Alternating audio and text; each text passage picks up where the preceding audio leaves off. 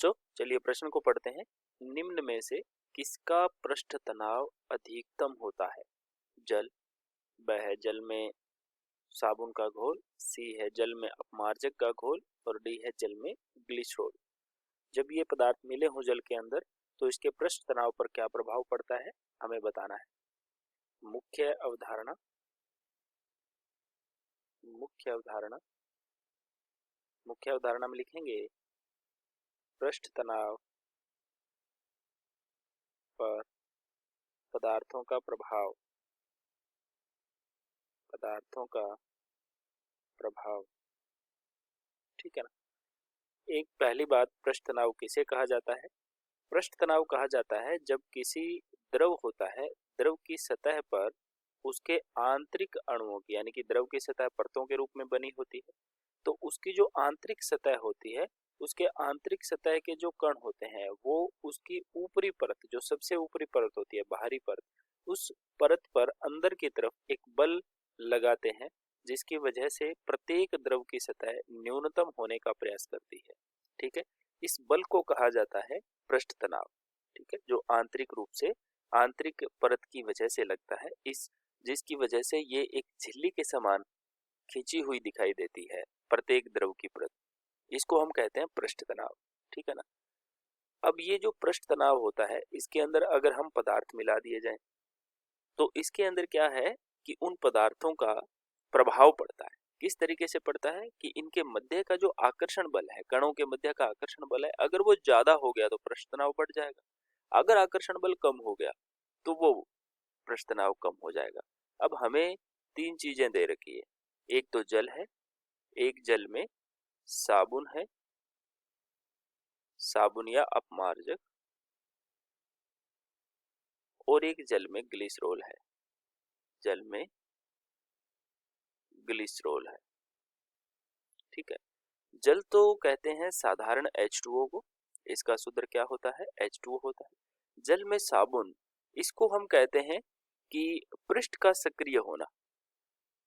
क्या कहते हैं इसको? पृष्ठ सक्रिय पदार्थ, पृष्ठ सक्रिय पदार्थ का जल में घुलना, जल में घुलना। और जल में ग्लिसरॉल, ग्लिसरॉल कहा जाता है, ग्लिसरॉल का सूत्र होता है CH2OH, CHOH और CH2OH। अब यहाँ पर जो जल है, जल के अंदर जब ग्लिसरॉल मिलाया जाता है, ये हमारा क्या है? HOH। तो यहाँ पर ये जो ऑक्सीजन है इसका, है ना, किसका? ग्लिसरॉल का जो ऑक्सीजन है वो इसके हाइड्रोजन को अपनी तरफ आकर्षित करता है, और ये वाला जो ऑक्सीजन है ये इसके इस हाइड्रोजन को आकर्षित करता है और एक हाइड्रोजन बंधन बन जाता है। और जब ये हाइड्रोजन बंधन बनता है तो इनके कणों के मध्य परस्पर आकर्षण बल बढ़ जाता है, और जब ये आकर्षण बढ़ जाएगा तो पृष्ठ तनाव भी बढ़ जाएगा। ठीक है, तो पृष्ठ तनाव समानुपाती होता है कणों के मध्य का आकर्षण, कणों के मध्य आकर्षण।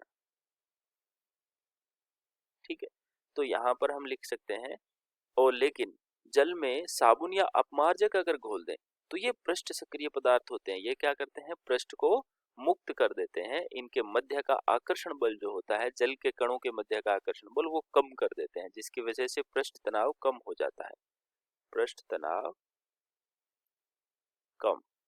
ठीक है, तो हम यहाँ लिखेंगे जल व ग्लिसरॉल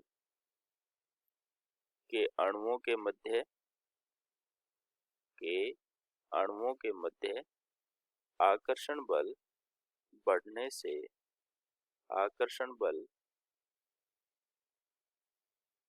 बढ़ने से पृष्ठ तनाव बढ़ जाता है, पृष्ठ तनाव बढ़ जाता है। ठीक है ना। आकर्षण बल किस तरह का? आकर्षण बल बढ़ने से यानी कि H बंधन की वजह से,